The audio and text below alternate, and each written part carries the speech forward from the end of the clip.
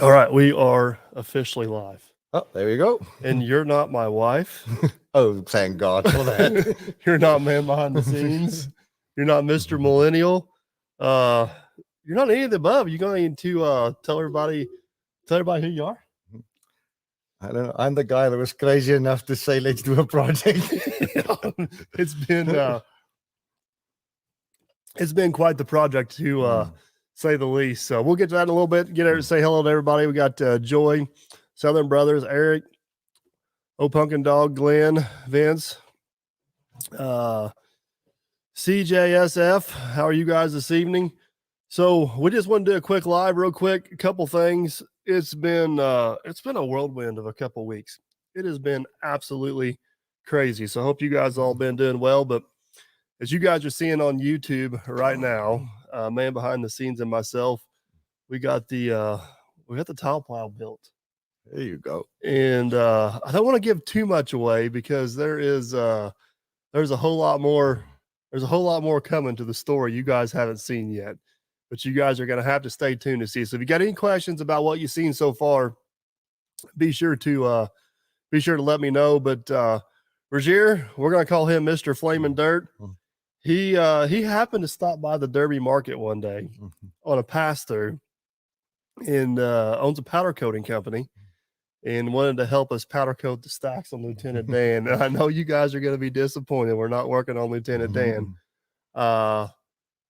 But I said, well, we got another little project in the works, so we're going to need some grade control on. So he's been here for the last 2 weeks, and we built a laser grade control system from scratch. I mean, would it be a stretch of the imagination to say we built it from Radio Shack components? No, we actually visited Radio Shack a few times along the way. I told him we had a Radio Shack here local, and he said they still exist. We do still have a Radio Shack. Yeah. Now, if I told you that I actually knew what was going on inside these little magic microprocessor boxes, would be an absolute lie. But it has been pretty cool to it's been pretty cool to see the process from that side of the world. I don't know a whole lot about that. Like, I know the basic ins and outs of what makes it work, but actually seeing something being built from scratch with microprocessors and hacking LCD displays and hacking the GPS system on the Dozer and then marrying it all together and making it work. I don't want to get too carried away talking numbers. I did price a GPS system for this, and it was $30,000. I priced a couple of laser systems, and the good ones were probably 15 to 20 grand.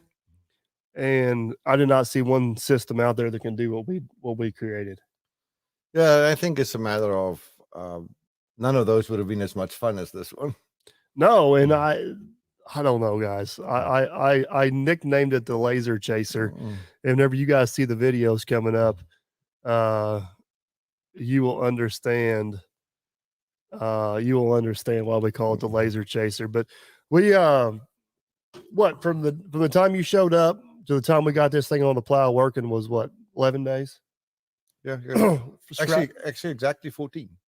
Scratch build, and we literally spent a day and a half in the field fine-tuning this thing. Yeah. And every bit of 1,000 feet away from the laser, we're still within 3/8 accuracy on this plow. It's insane. It is crazy. So there's a Red Dog. He's a fellow Texan. Yeah, he's down there. So, but yeah, guys, it has been insane. You guys, what you guys are seeing on YouTube right now. There's so much more to come. I can't give too much away, but there is so much more to come. It's absolutely awesome. So Aaron King, thank you. Glad you're enjoying. But yeah, if you guys I just want to jump in here real quick. If you guys got any questions, he's got to head out in the morning. So if you guys got any questions about the grade control and what we did that I can't answer, he may be able to answer. If you guys got any questions about the actual build itself, let me know, because I know I've been getting a lot of questions about A lot of questions about the cylinder mounting and all that stuff. Oh, Sean, it's not quite going to be 8 months from now, I promise. Actually, if you guys haven't checked it out, we just posted a podcast on my other channel, A Few Points from Perfect, and it talks about why my videos are delayed. And it also goes through some mean comments and my responses. It got a little bit out of hand. I'm not going to lie. But you guys may want to jump over there and check it out, because it turned into it turned into quite the entertaining event. How much do you estimate the tile plow weighs? I don't know for sure. We didn't actually weigh it. We were talking about this a little bit earlier. I'm thinking probably around 3,000 pounds, somewhere in that neighborhood. So I've been getting a lot of comments. You guys seen the videos with Officer Hoover on being overweight on the lowboy trailer. What you guys got to remember, this gets so confusing and it is so hard to explain. Joy, we did not use the yellow boxes in the Dozer. That's just too outdated a technology. We use parts, but not the yellow boxes. So my Dozer, the way it was, is over 80,000 pounds, which means I have to be permitted. That does not mean I'm overweight. I can go up to 119,000 pounds. I just have to buy the permit once I get over 80. So I'm not technically overweight. I'm just in the area where I have to get permitted. So the extra 3,000 pounds of weight on this Dozer at this point means nothing. It just means I got to change a number on a permit.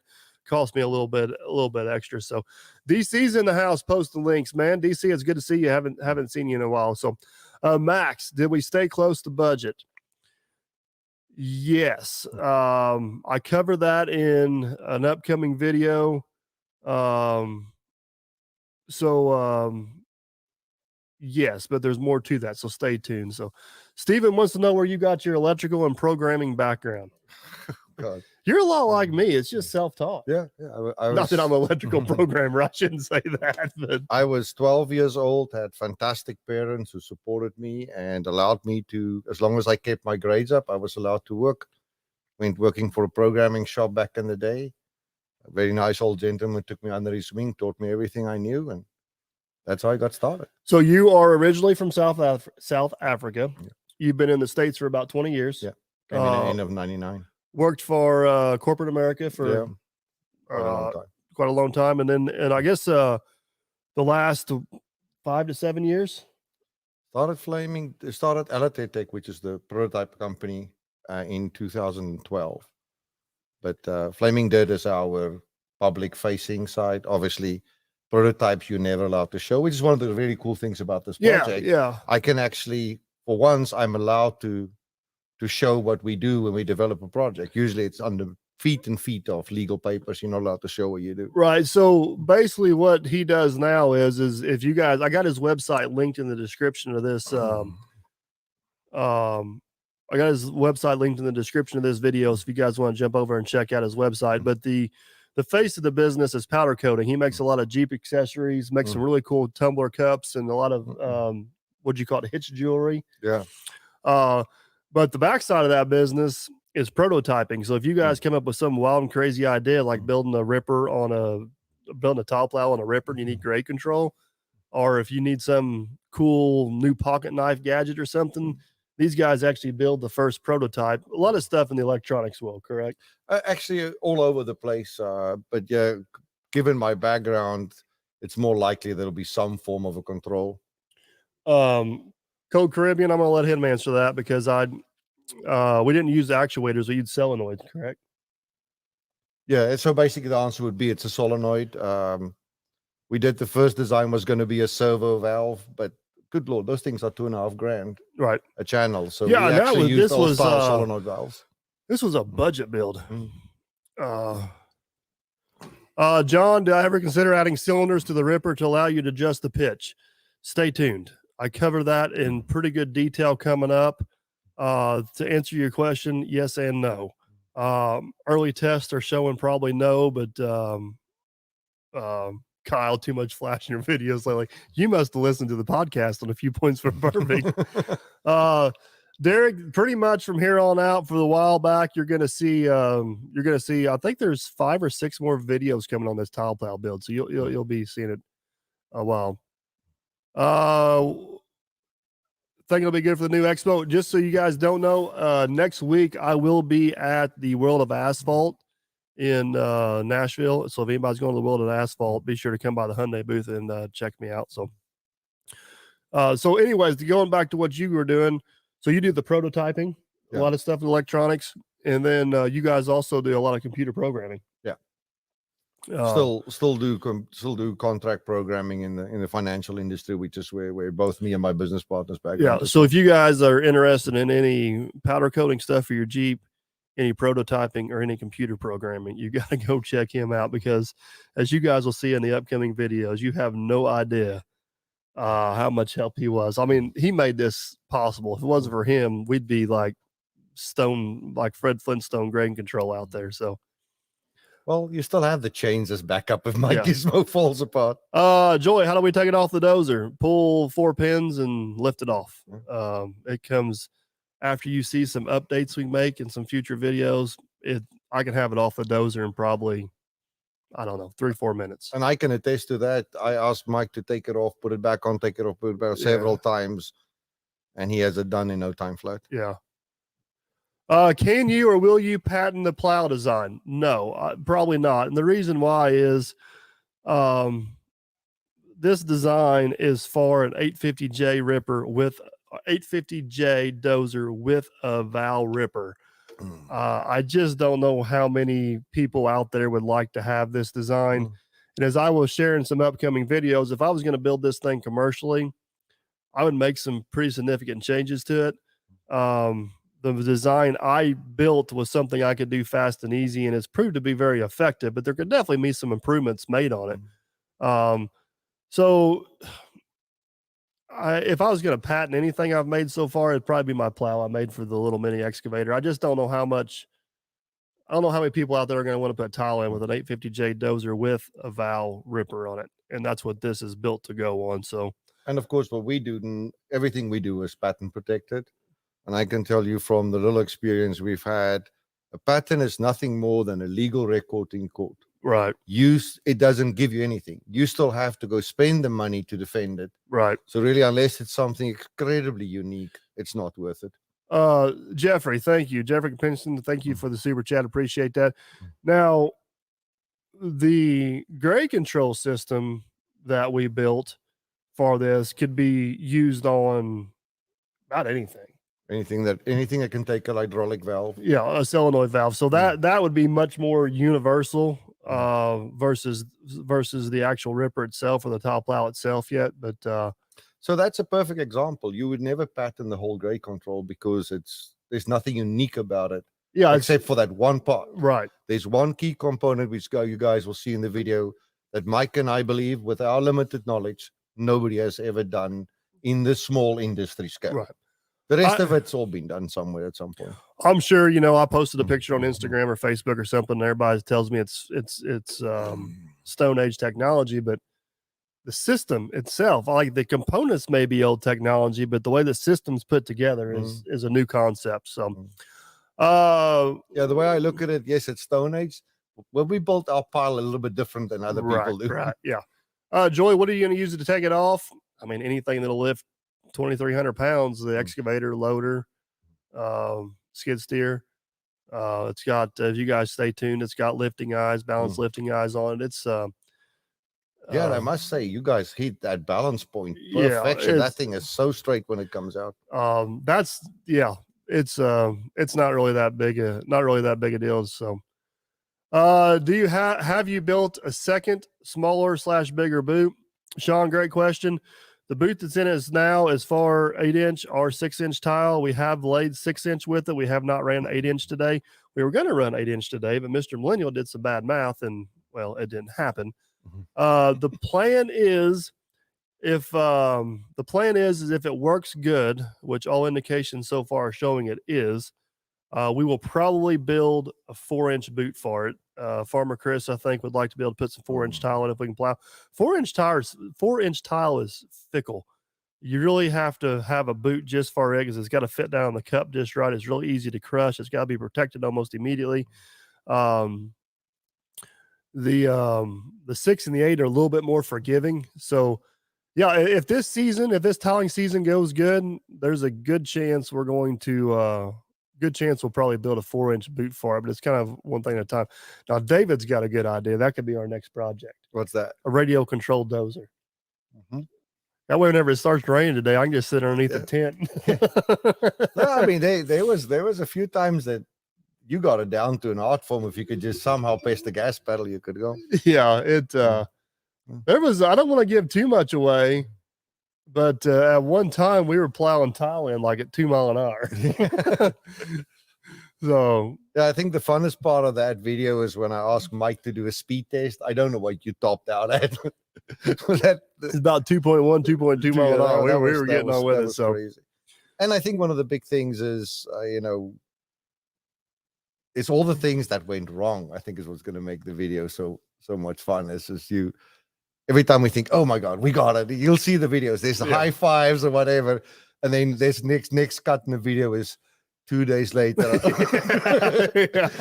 Oh, unfortunately, we blew this thing up. And, we're sorry we didn't film anything, but we were stressed out. I just seen, are you going to string the tile or are you going to put it on a roll? So this is a question that everybody that don't install tile for a living thinks that you, DC, appreciate the link there, thinks that you need to have your tile packed on your plowing machine and it can unspool and uncool itself. And that is a huge time suck, especially on small jobs. The best way to do it is to lay it out on the ground ahead. That way I can be plowing in tile and Matt can be going and getting another round of tile and coming back for the next one, or he can be pre-laying the next one out. And if I run out of pipe, I'm not stopping the plowing machine. It can keep going. So we have no intentions of building any type of spooler or stringer for it. We have a stringer cart that our tile company lets us use for free because we buy so much tile. And we just lay it out on the field right next to us. The tile plow picks it up, sucks it down through the boot, and puts it in the ground. The system works. The system works really well. Yeah, but I was very surprised about it. You think of it, there's the 600 or 800 feet of tile that needs to be dragged. Well, really, it picks up 20 feet. Yeah. And it's always the same weight.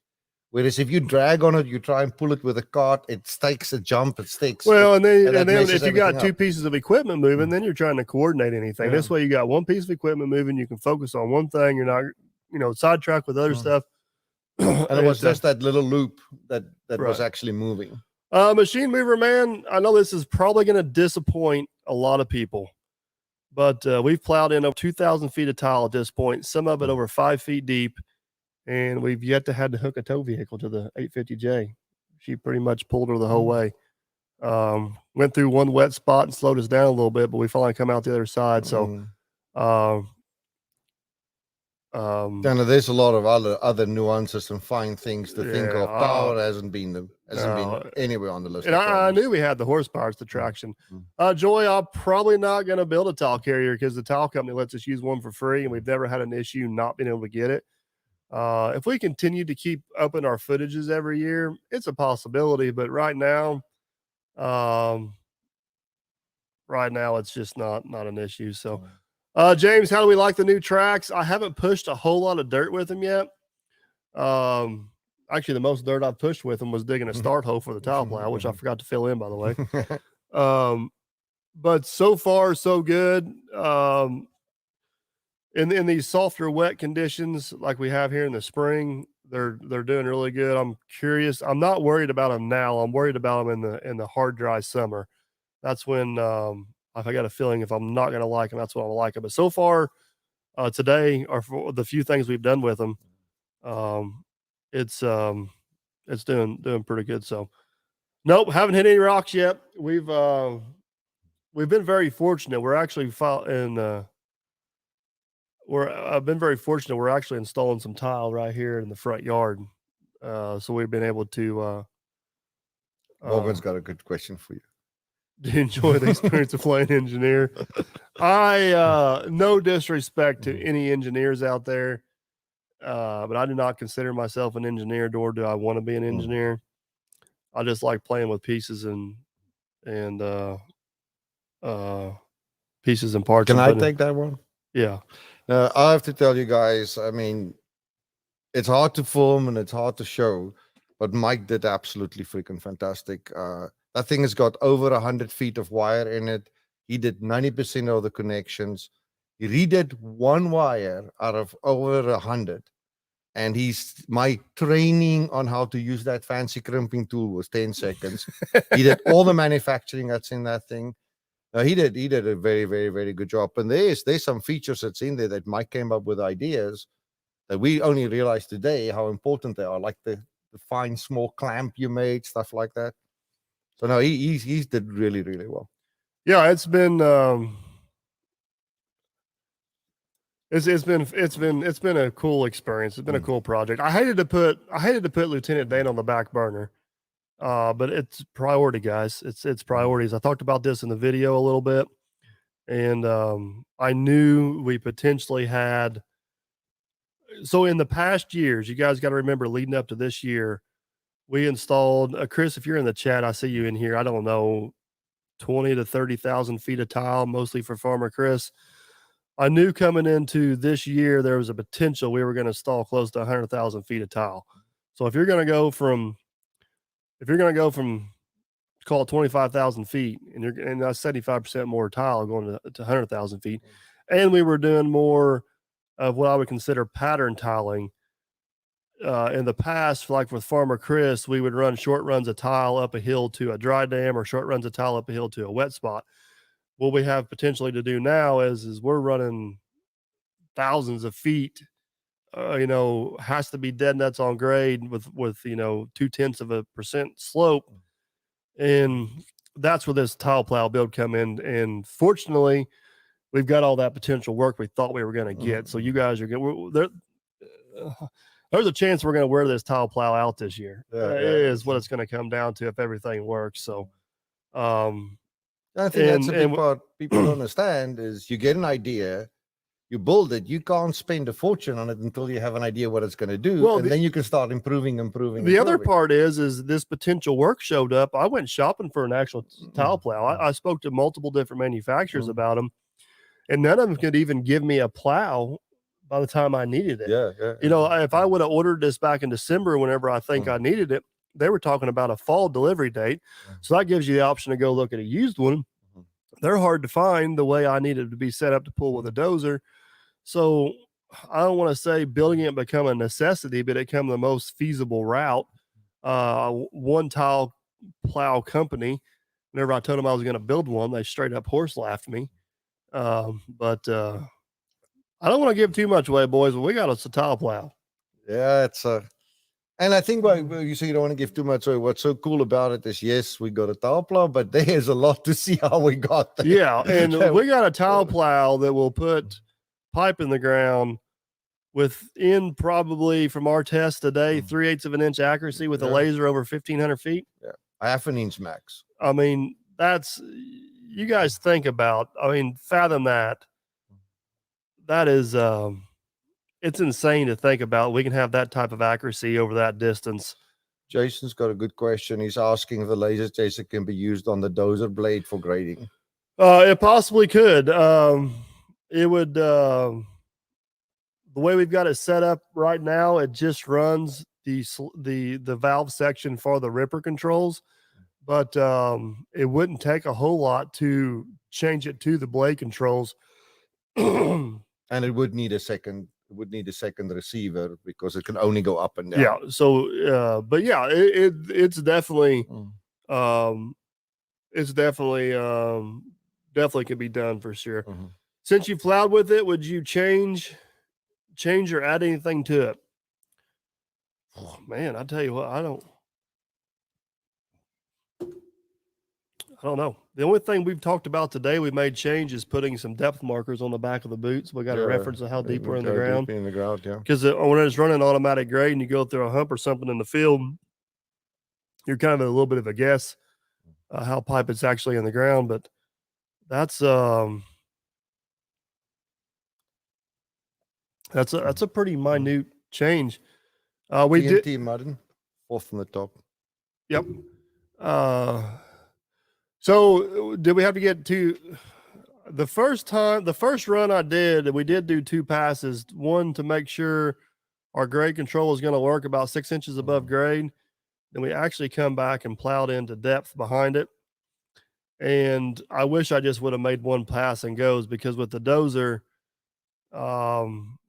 did make it a little hard to follow that exact same path again. Yeah. So what I ended up doing was actually getting out of that trench and plowing next to it, and running the track in the old one.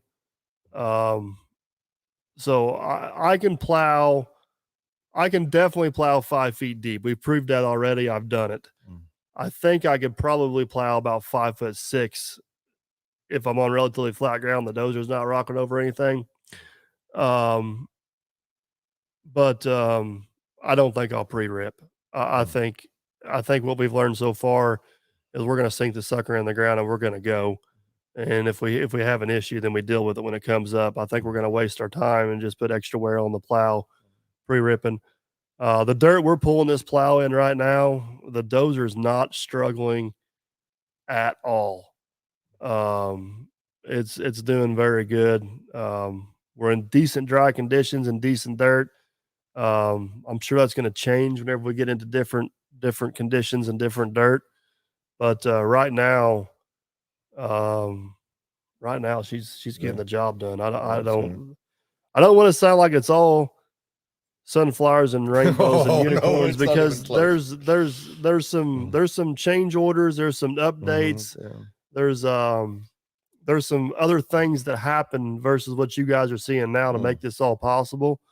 But it's still still good. Yes, John, I need to do me a drag chain, and then the way that thing works, if I can actually paint some numbers on the back of the boot, and I think that'll help me too. But yeah, John, you're exactly right with the drag chain. Jack wants to know if we're going to install some tile on the new property. Yes, but not with the tile plow. If you guys been watching Captain Kleeman's channel, it's going to be some clay tile, and he's been hauling it in, and it's not been going so well. So if you hit a hard spot, can you get the tile out without cutting it?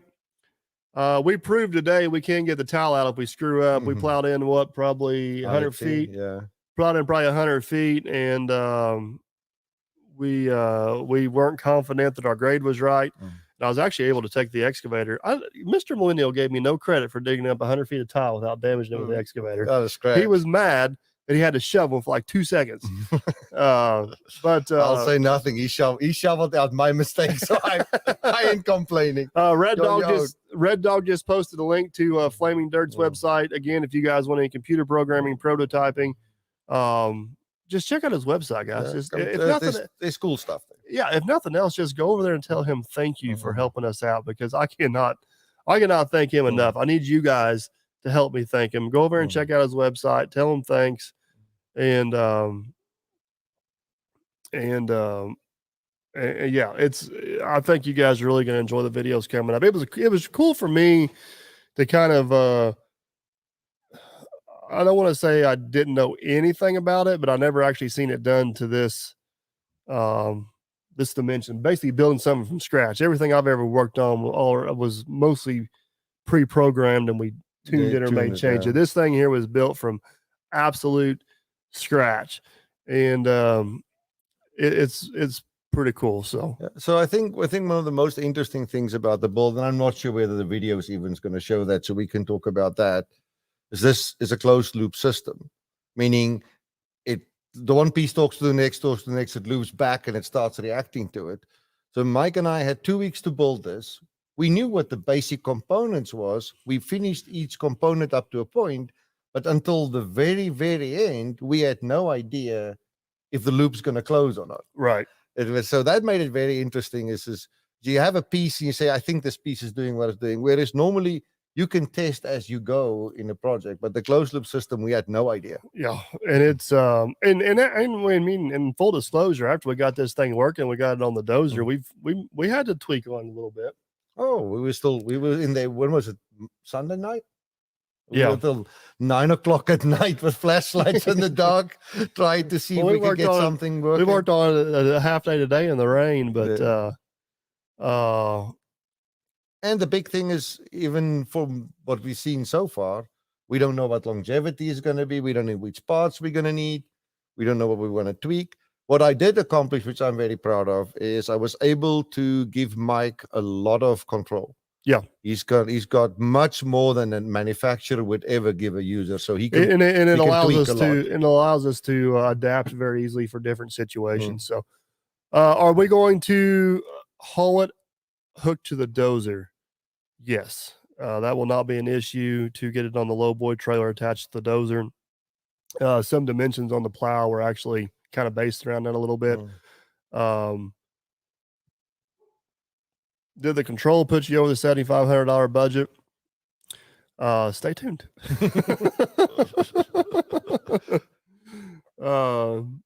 Have I found somebody to do the interior for Lieutenant Dan? No, we got the tile plow project as of today. I think I can consider done. It's working. It's on the jobs working right now. As a lot of you guys know, I bought a haul truck, a Volvo haul truck. It wasn't quite job site ready. We got most of it job site ready. We still have some issues with the brake. So we got to do a little bit of work on that. And then Lieutenant Dan's back on the priority list. So where is the most likely point of failure on the plow? I'd say collapse of the tube. Yeah. Would be my... No. I think if we ever get in a situation to where we have both 850s pulling with the tube fully extended at 5 foot, the most likely failure is going to be the collapse of the 11-inch tube. Let's be clear, it won't snap. The walls would cave in. Yeah.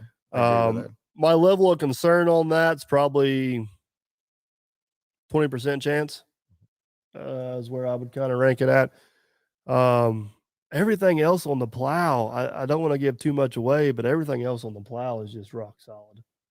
Oh God, yeah.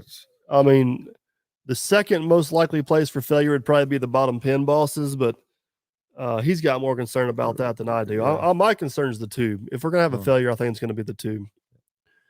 And that's what I say is people realize it's not the build; it's figuring out how to use it and what to set at what and what speed and that stuff. You and I talked a little bit. If I was smart enough to actually put this in CAD, it would show some of these stress points. Yeah. I mean, I agree that I drew this thing out on graph paper, and I'm just using my experience from working with materials in the past on what I think will and will not work. And so this is what we can say if I look at it from an engineering perspective. We put it in the ground, tile disappeared in the hole. It did what it was designed to do. And nothing snapped off. And yes, we went back and dug pieces of it up. It wasn't great. Yeah. Who's the guy with sledgehammer and Jason Works Lot bathroom demo? I don't know who that guy was, but he sure was mad at that time. Can you hook the 850B to it if needed? I could, Kenny, but I'm hoping I don't have to, because that kind of starts defeating the purpose of it a little bit if I got to haul 2 dozers in. You're talking about moving 2 big pieces of equipment, then you're talking about running 2 big pieces of equipment with fuel prices the way they are nowadays. I'm hoping if this thing needs an extra tug, the Volvo or the 120 will be on site, and I'm hoping that that's enough to get us through what any humps we have. But I'm not ruling out the possibility that both 850s may be hooked to this thing at one point in the mud trying to pull it through. But it's not, we're not going to make a habit of it, I guess is the... I'm not going to plan a job if that's what it takes. Add a roller to the back of it to push the dirt back down, David. I get that comment a lot, but you guys got to remember you can't overcomplicate it. And as much as those rollers may be a help in one situation, they're a nuisance in the next situation, and you're adding weight and more moving parts to something that don't need to be overcomplicated. I would much rather have that attachment on the back of a tractor, or have the D4 there to fill them back in. You can only do so much in one pass, and whenever you're making that pass with the Dozer, you need to do one thing. You need to do one thing really good: get the pipe on grade. You can worry about everything else later. So, what I found really interesting when Farmer Chris came and visited this afternoon, he was giving his feedback, and he was talking potential jobs. It was three potential farmers, one being Farmer Chris was discussed. Farmer Chris highlighted those three people would want three completely different ways of closing. right. So Yeah. even if you had the roller, that would Yeah. only hit a Yeah, third of what can be envisioned So today. some farmers want you to windrow the dirt up, and then they want to come back and hit it with a disc. Some farmers want you to windrow the dirt up and then track over it. And some farmers don't want you to touch it at all. They want to do it all with a disc. So even if you put roller call them closing wheels behind it, it sounds really good in theory, but in reality, it's not quite that good. Trust me, it's been dreamt of. So what's the difference between GPS and what you're running? So the simplest way I'm going to describe this is GPS is global positioning system. So basically it's making calculations based off anywhere from 12 to 15 satellites.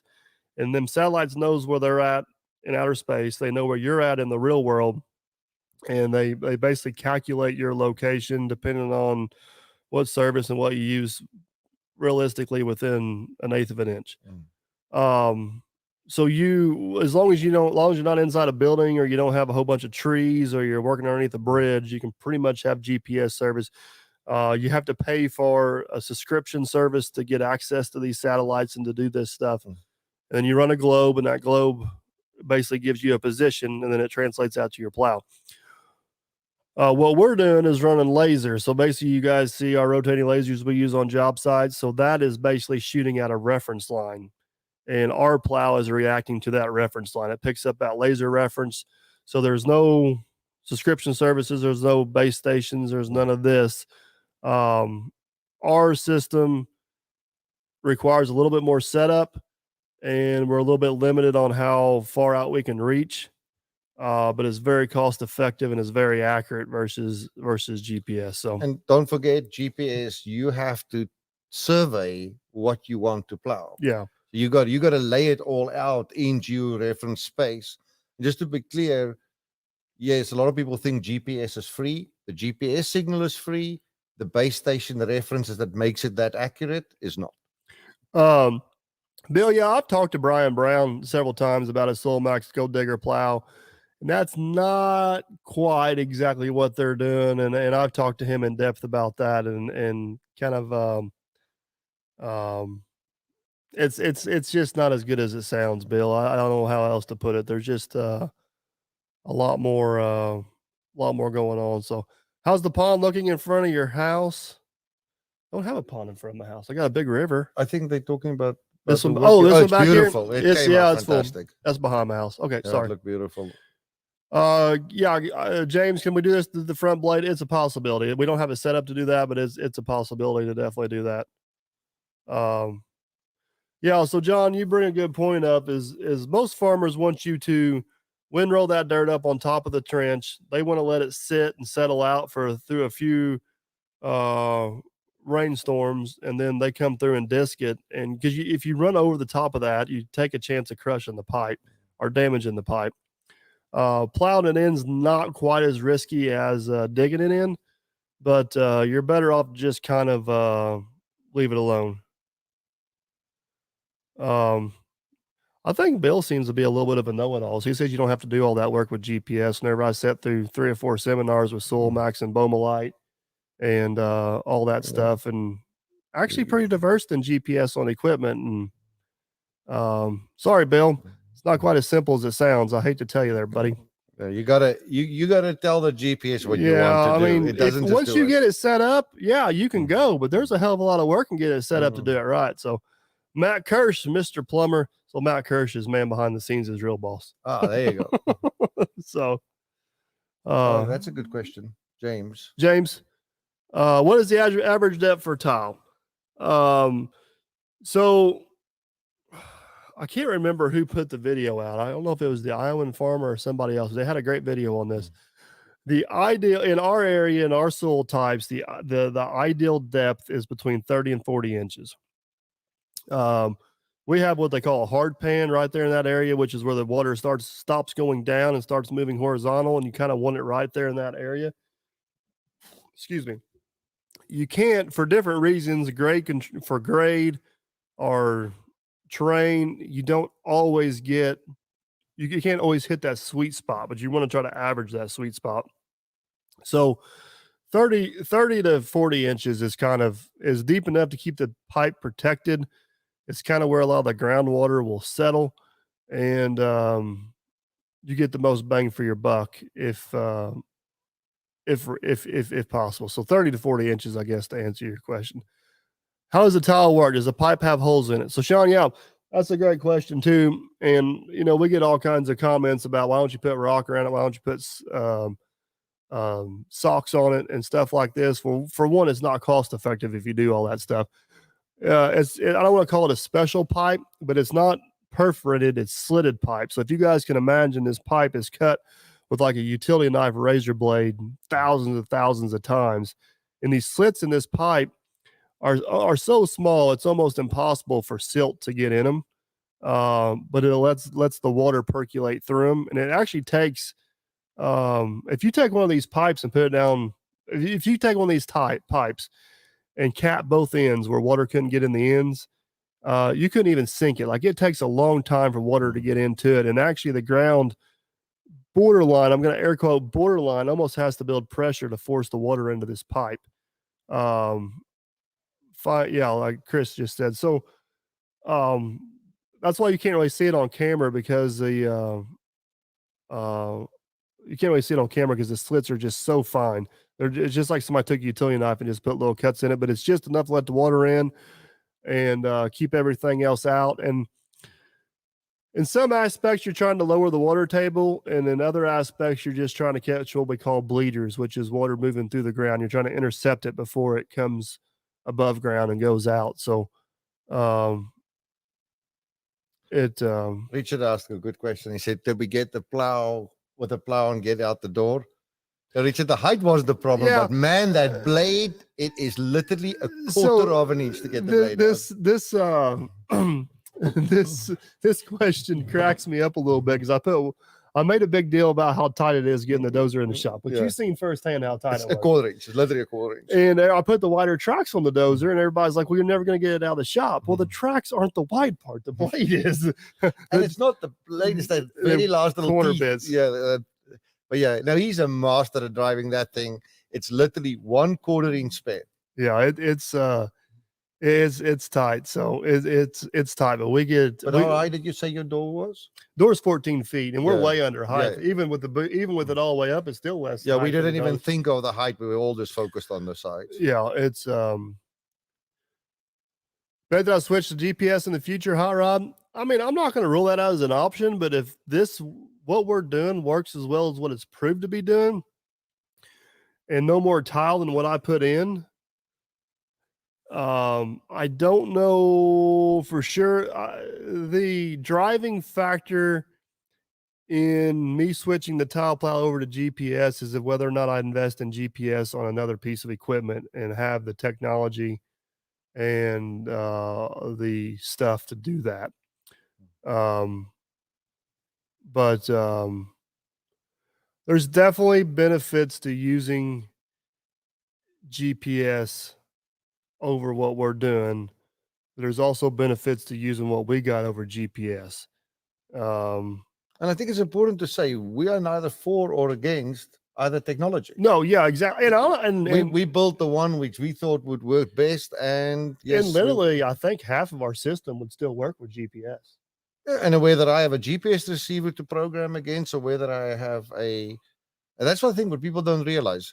The grade control system needs a reliable input. It doesn't care if somebody ran next to it and typed in the heights with a keypad, we would still be able to control it. So I'm going to hit this question here real quick. Officer Hoover is going to be following me around with scales. I guess I don't do a good job explaining this. I'm going to try to do it again. So I am legal up to 80,000 pounds. With the permit, I am legal up to 119,000 pounds. So I am not, I could add what, 40 or 50,000 pounds, Yeah, 40,000. 40,000. I can add 40,000 pounds to this dozer and still be legal on my truck. I just got to have a permit. So I'm not technically overweight. I'm just in the permitted category. So by adding, I was already over 80. So by adding another 3,000 pounds to it, it don't really change anything because I'm already in that category. I've done crossed that threshold. And I'm not overweight. I'm just in the threshold of needing a permit. Hopefully that makes sense. Yeah. Most states, it wouldn't be an issue at all. It's just the Indiana's goofy rules. So I was going to say, Officer Hoover knows the answer. He won't bring a scale. He just ask you for your permit. Yeah, just ask for my permit. Exactly. Casey asked this. I've seen somebody else ask this. How did we meet? You and I? Yeah. So I was helping a friend move some stuff, and we drove through here on Christmas Day. I stopped at the market just because it would be cool to see it, and being a long-time subscriber. Yeah, Christmas Day, and market was closed, but the gas station was open, so we poured some gas, and we were just about to take off when the red truck came in. And yeah, unfortunately, I walked over and introduced myself. And here we are at the end of 2 weeks. There's one thing I want to highlight while we're talking about this, which I don't think people realize, and I realized when I was here. I'm currently busy with a programming project. I program for 8 hours a day.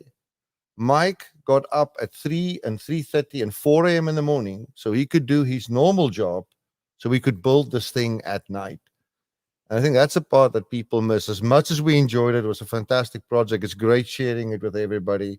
It takes it out of you doing two full 8-hour shifts every day. Well, and it's I cover this on some of my podcasts, and if you guys don't know what I'm talking about, check out the other channel. A Few Points Are Perfect. Farmer Chris, I know you're working on an annual permit, and I greatly appreciate that. Neil, what's up, buddy? How are you? How you doing? And Neil, I'm not going to argue with Neil because Neil knows his stuff. But don't forget what I was going to say. Lost my complete. We were talking about the long hours it took to do this. Yeah. So one thing you guys got to remember in the YouTube world with what we do is whatever work you see done is not done by magic little elves after the camera light turns off. It's actually done by us.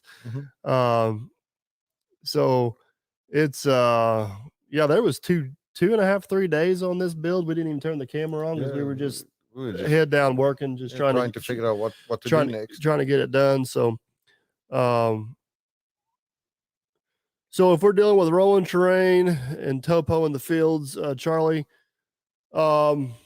you just kind of got to plan ahead. That's one area GPS may help you a little bit because you can actually use the machine to survey versus, right now we're setting up a station in what we think's a good area, running around with a ranger taking grade shots. And then once we get our grade shots, we formulate a plan and a plow path is the best way to go there. So, but am I right in saying that the difficult one is these nearly perfect flat fields? Yeah. And you're running minimum grade. If you got grade to work with, you can go as steep as you want. Yeah. And the other thing is if we got terrain to work with, we wouldn't be using GPS or laser guidance. We're just going to use depth. We'll use a drag chain just because all we're doing is maintaining depth. Yeah. Like the ones we've been plowing the last couple of days is over 1,500, 1,600 feet. We had less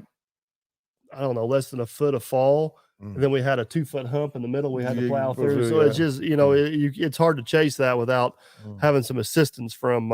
And the one thing we saw is if you, for whatever reason, you lose one of those inches, it gets really tight, really quickly for the rest of the way. And that's you went over a rock, you made a mistake, whatever. You had to dig everything out. And that's where we got in trouble at today was we were only doing a 600-foot run, but we kind of messed up our grade in the first 100 feet. And then we knew we were going to run out of depth going on out. So we kind of had to stop. You can get GPS with him behind the scenes is back. Oh, boy. What is a drag chain? So a drag chain, if you guys watch any Tala videos at all, if you guys can imagine there's an arm that comes off the side of the boot and it has a chain that hangs from it. And on that chain, you paint certain links, certain colors. And if that colored link is on the ground, it's a representation of how deep the plow is in the ground. So if you're wanting to plow 3 foot deep up a slope and the 3 foot deep one is an orange link, you just make sure the orange link is on the ground, and it lets you know, it's a visual to let you know that the plow is 3 foot deep in the ground. So it, I call it a drag chain. I'm sure there's other terminologies for it, but it's just a very good primitive method to judge your grade. Excuse me. To judge your grade and kind of give you a visual on what's going on. So it works good. It works better in non-corn ground. It gets a little rough jumping over corn stalks from time to time, but in any case, I saw several comments come out of the show. People say Mike doesn't need a GPS or a laser. Guys, I could tell you, I asked him to set up the laser last night so we could test. He walked 40 feet away, put it on a rock.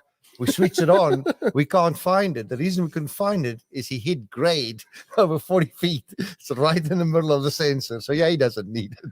You missed the good one. I had to dig a start hole, and Matt didn't have the laser set up yet, so I took a guess. I was a 1/4 inch off. There you go. Cool. Are you going to patent the plow? No, Jeff. We talked about that a little bit earlier. It's kind of unique to my setup. 850J valve ripper. I don't know how much of demand there is for it, and patents aren't as patents are only as good as the money you're willing to spend to protect them. And I just I don't foresee it. I don't foresee that being a good investment. So what's the status on Lieutenant Dan? He is stored away. He's stored away right now. With the tile plow build is complete as of today. Tile plow build is complete as of today. And I got some work to do on the haul truck yet. But I'm hoping we got a busy spring. I had a feeling this spring was not going to be as busy as the ones coming up, but it's going good. Yes. And I'll take 2 weeks worth of blame for Lieutenant Dan because I showed up with toys. Have you started on 100,000 feet yet? Yes, we've got 2,000 of the 100,000 in. 1% is in the ground. We are 1% in the ground. Yeah. And for the most part, it went pretty good. So it's actually 2% if you go on 100K. We think it's going to be more like 150 when it's all said and done. How much compaction does the 850B have on the field? We were doing the tiling jobs. Very, very little, less than the tractors that run in the field. We figured it up one day. It's like 3 or 4 pounds per square inch versus the tractor. So I was very surprised. They was hardly markings. Yeah, the farmers don't seem to mind us having the dozers in the field. They don't do a whole lot of damage.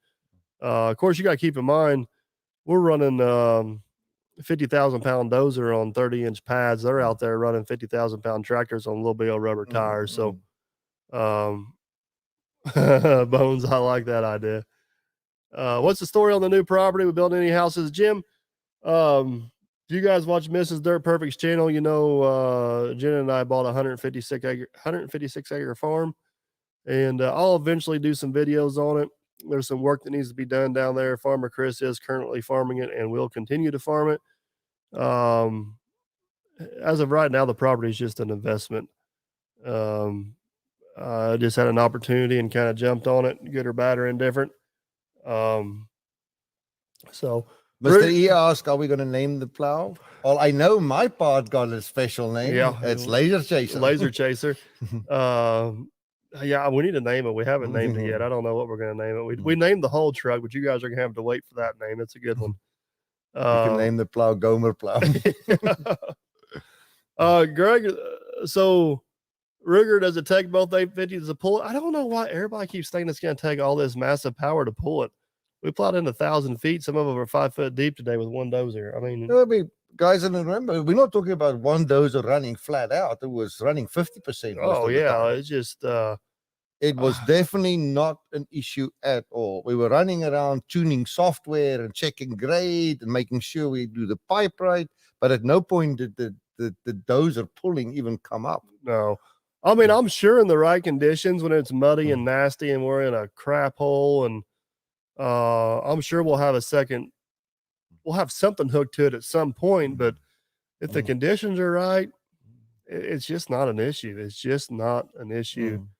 And it's really cool because it breaks the soil open, puts the pipe in, and falls fills a right back big down. portion of the hole by itself. Do a dozer competition. Who can run the closest grade by eye only with Let's Dig 18? Jerry would beat us both.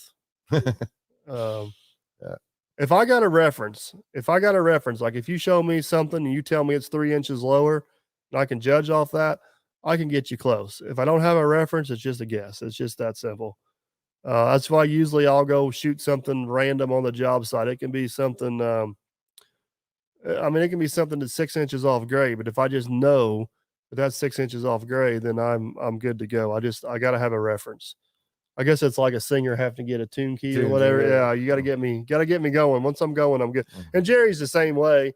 We get out on the job site and I'll give him a reference on what's grade, and then from there he'll run. So, how you liking the new tracks? Haven't done a whole lot with them other than pull the plow, but so far I'm really liking them. I'm curious to get them on just a straight up dirt pushing job and see how we get along. Well, it sure didn't bother you when you dug that starting hole. No, they did pretty good. We can call it Jenna's camper. I like the name Jason's got. Name a donkey. Yeah. TNT wants to know if I think the 2 back pins, roller pins, will hold up against the forces. The 1 roller pin will for sure, because it don't get any force on it at all. And the other roller pin is stay tuned. Stay tuned, see what happens. So Natesman 72, appreciate that. Yeah, me and Chris become pretty good friends, and we've ran around quite a bit together. So he peer pressured me into buying a haul truck, if you guys haven't heard yet. You're still sticking with that story? I'm still sticking. Me and all the subscribers call bullshit. I'm sorry. But I really like what you did. Well, whenever Jenna gets mad at me, I can say just call Chris and get mad at him, because he's the one that made me do it.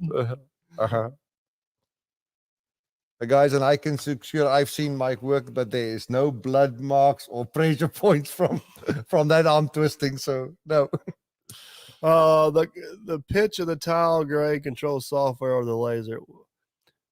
So we hijacked some of the GPS valving to control ripper height it's hard to explain, man. You're just gonna have to wait and see. But the answer on pitch, no, we're not actively trying to control it, but we are effectively controlling with the movements. Yeah, so there's some geometry going in with the way the ripper moves and reacts, that if it needs to dig, it does change the pitch to do so a little bit.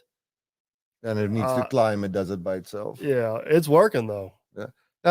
I'll tell you guys, the design they came up there, it is amazing. All the things, whether it's digging, climbing, pitching, filling in, it just magically does it. There's no other word for it.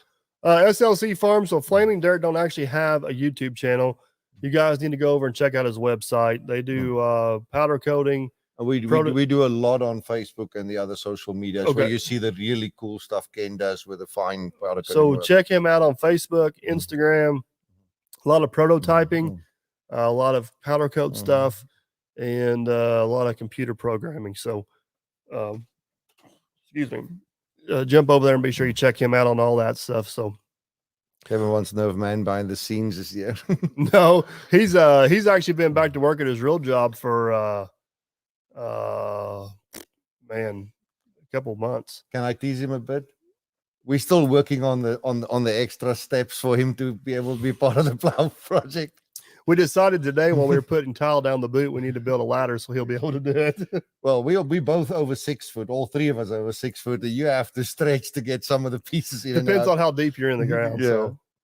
Is the 850 in the shop? No, the 850 is in the field working. It's out working. It's tile plow and all. So, well, guys, I hate to get off here, but we're gonna have to call tonight. He's got to get back on the road to Texas, and I got to go in and make sure I'm still married.